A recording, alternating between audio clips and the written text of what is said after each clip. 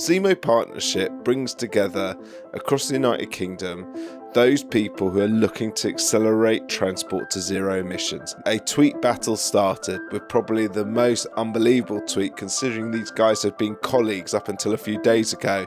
Whether we like it or not, we are going to decarbonise. This is where government does need to step in. As we enter the depths of June, we are looking about how to tackle the problem of moving the transport sector to zero emissions. This week, I was a guest of the Zemo Partnership at the Net Zero Transport Council, as they have released the map of missing policies that is going to be live in Parliament today, this Wednesday, the 11th of June, as they discuss with the decision makers in Westminster. But this week, we have to also mention Elon versus Trump and what will the effect be on electric vehicles. So in conclusion this week, we're going to look at the policies about how we get to net zero on transport, but we also have to take into account how the world's most powerful man has fallen out with the world's richest man.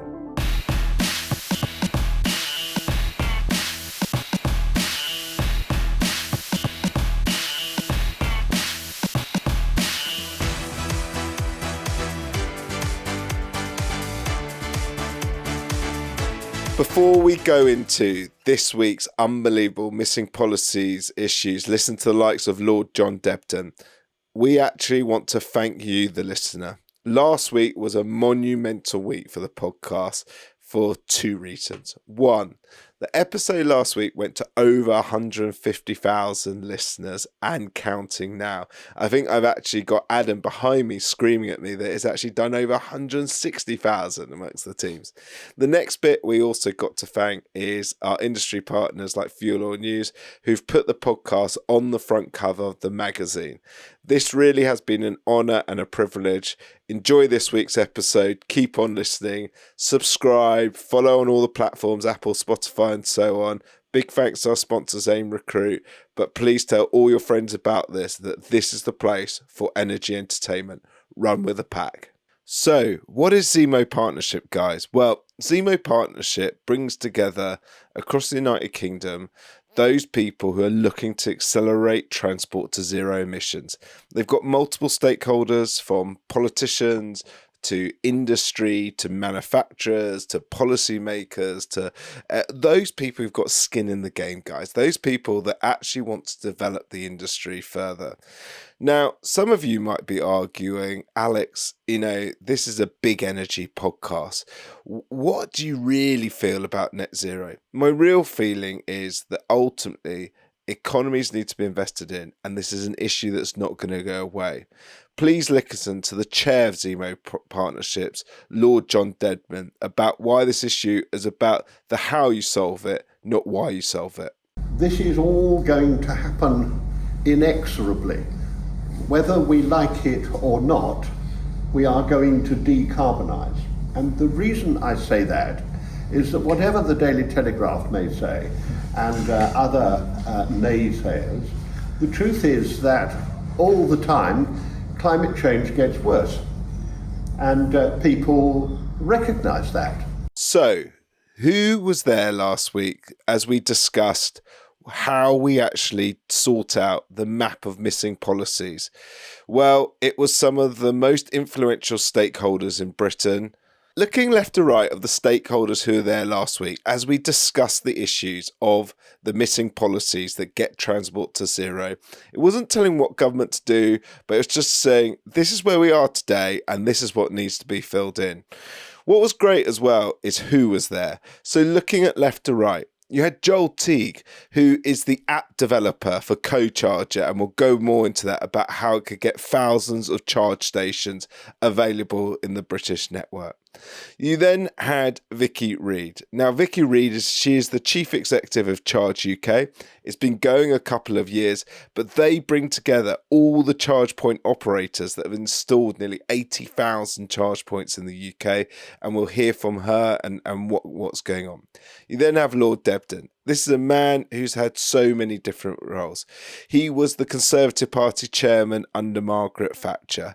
He has then gone on to multiple roles of leading British industries, leading water companies, leading big businesses, but also he has never gone far away from his roots or trying to develop the environment alongside infrastructure. He's been the committee of various environmental groups, and he has worked with the likes of Zach Goldsmith in Parliament, and recently now he brings together people on the Zemo Partnership as their chair to get the stakeholders round a table to break down the barriers. We then have Chris Allen. Now, Chris Allen is the managing director of the London EV company, but you'll know it better as the Black Cab Company. And we're hoping to do a whole special on the Black Cabs and about their journey and actually how that £500 million investment back in 2014 set them up as this net zero tailpipe black cab industry that doesn't just sell to London anymore, but sells around the world. And then we move from the manufacturer in this group photo to now we go to the haulier, the logistics man. We've got Peter Evans, and he is their big fleet, £120 million fleet, that looks after that deliveries across the roads and the HGV sector. Probably one of my favourite sectors, and we are working at the moment on a big paper to deliver ADIPAC about the transition of HGV. And that's why it's so important to attend the Missing Policies Forum. So what are we going to cover in terms of the sort of big areas of the missing policies? We're going to cover unlocking green finance, how we need to bring those people in transport, energy and planning together. We're going to look at the big challenge of decarbonising bus vans and HGV, some fairer taxation that the report goes on to, and also essentially how that then comes together for us progressing the thing. There's 50 pages in the report. We obviously can't cover everything in the next 15 minutes, but what we'd like you guys to do is actually really relax and take out the main points that we got from the debate and the discussion, as well as look at the paper, and we'll put a link to how you can get involved with the Zemo Partnership and what's happening in the area. Before we go on, because it would be a remiss to talk about net zero policy, how do we energy transport, when also that evening, after we had this debate and discussion, Twitter/X tormenting between the world's most powerful man and the world's richest man happened. A tweet battle started with probably the most unbelievable tweet, considering these guys had been colleagues up until a few days ago, of saying that Trump has been involved in the Epstein files. Now, what we don't know is what the retaliation will be as we record this. We also understand there's going to be a clear the air call this afternoon. But the reason why we do feel as a podcast it could have effect on this very area of missing policies, even though this document's very focused at the UK government, is that ultimately Tesla, like a lot of companies, needs involvement from the nation where it's producing its cars. A good example of that is that Tesla and the US government have major contracts together, and also the end consumer, a bit like in Europe, has had various tax incentives and tax schemes to go electric. As you can imagine, in some parts of America, the take-up's been very vast. In other parts, it's been slower, and it'll probably need further tax regimes to support it.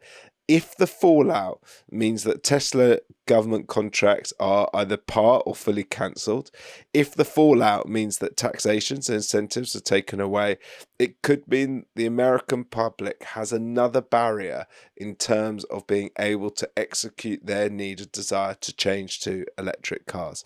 But this sets us up nicely that something like that could derail a system that we've been working on for well over a decade to move transport to zero net emissions. And the first big area that comes up in the missing policies is unlocking green finance.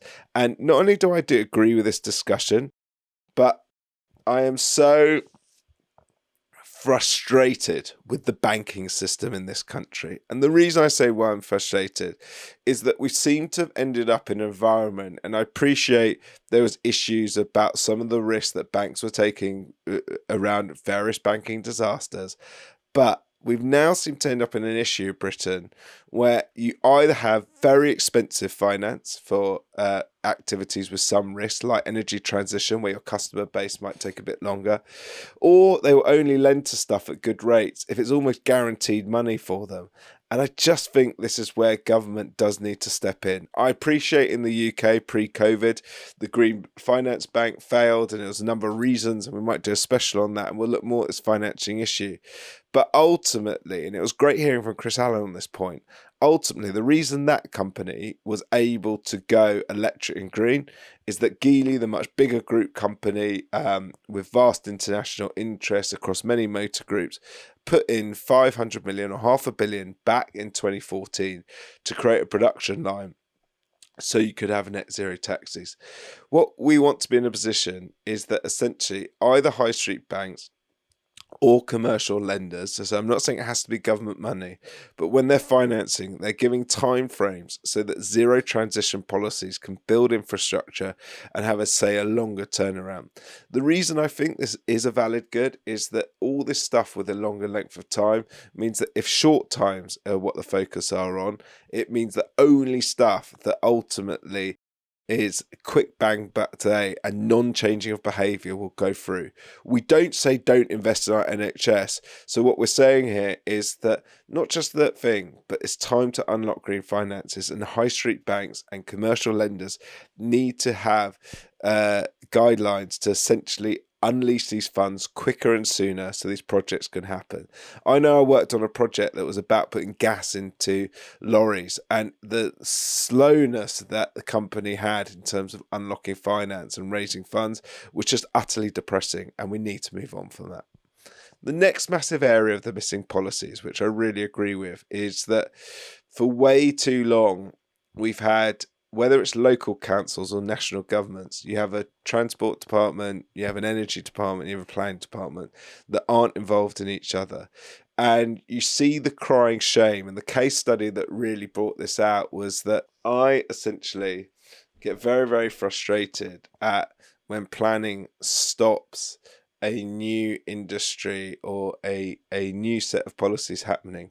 And the reason you can see that is that whether it's the building of charge stations, whether it's the building of hydropower stations, where it's the installations of grid, is that delay in planning, what it means is you have a huge amount more money and lag in terms of suppliers, that cost that goes into the system.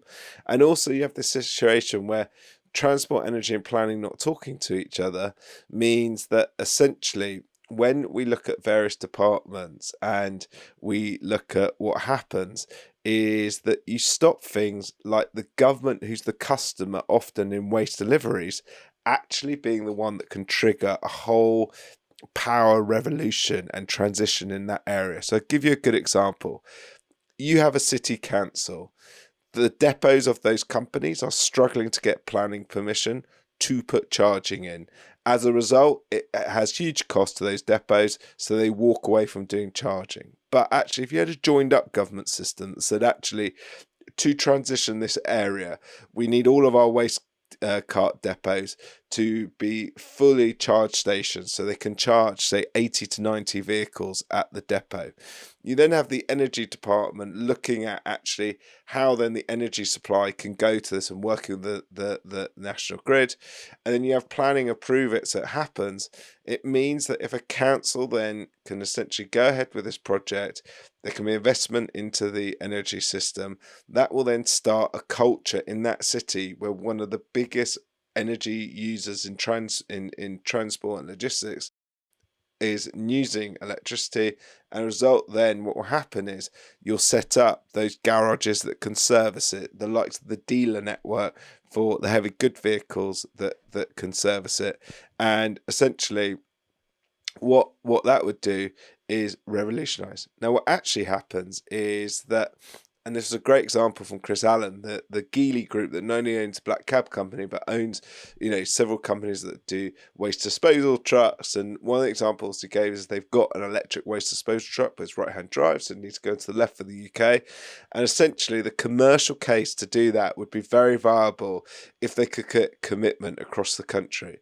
Instead, what happened was it basically was a situation where over 400 councils would have to approve, 400 different planning departments, 400 transport departments, and suddenly you have something that's just not economically viable or is so time consuming you can't do it.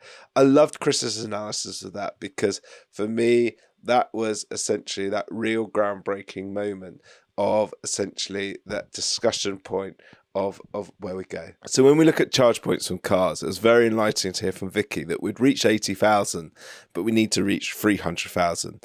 Challenges in built up areas of, charge points not on available to public areas.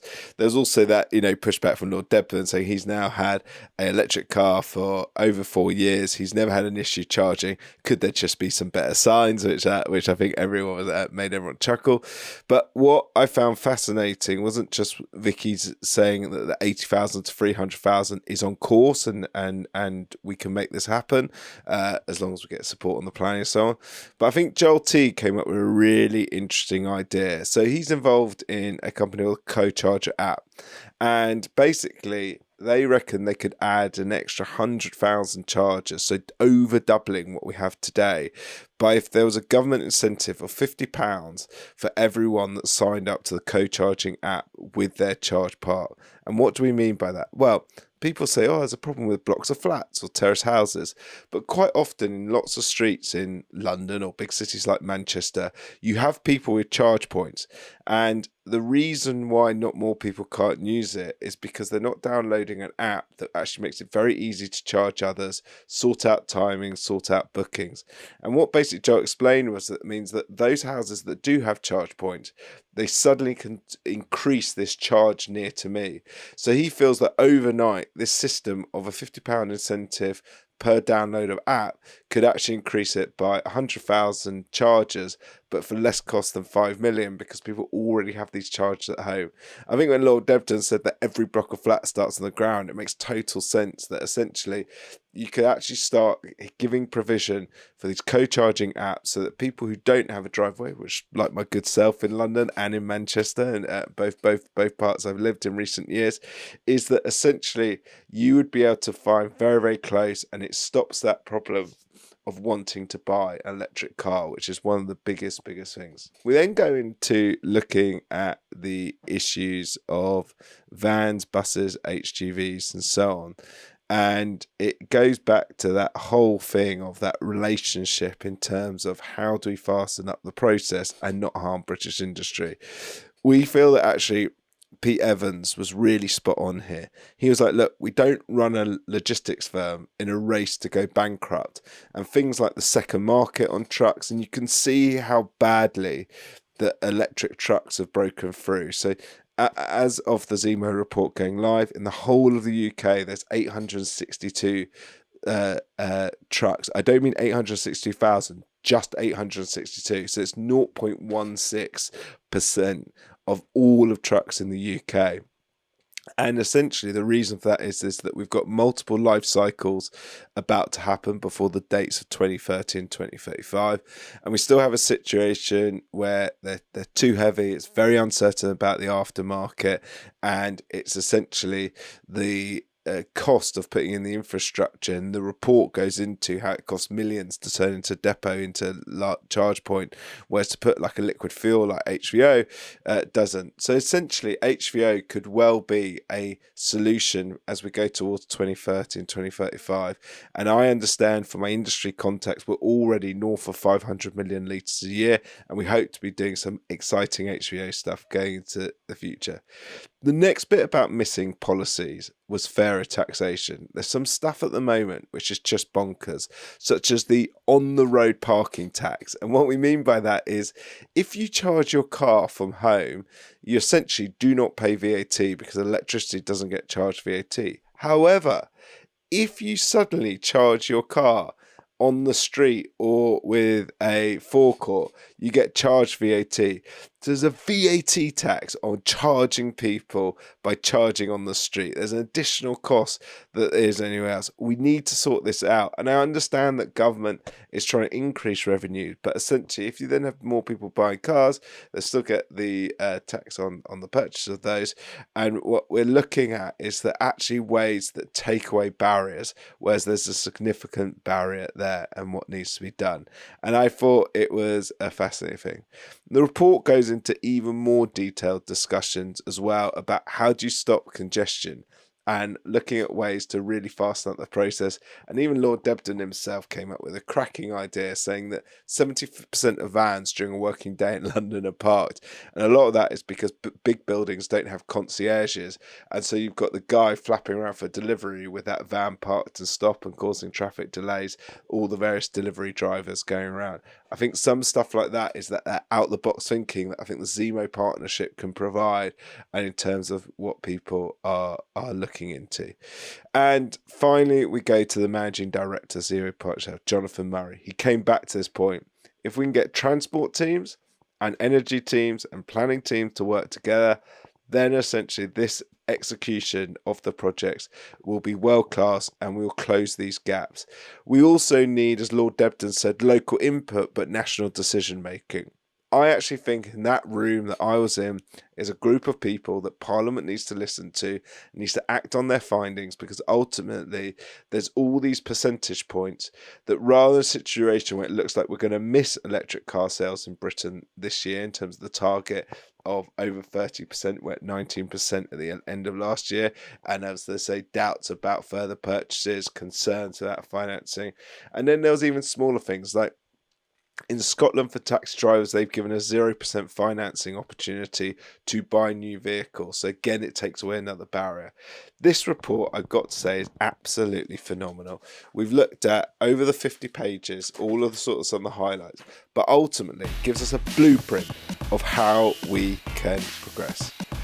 Ladies and gentlemen, thank you for your time. Thank you for your indulgence. I hope you enjoyed this week's episode.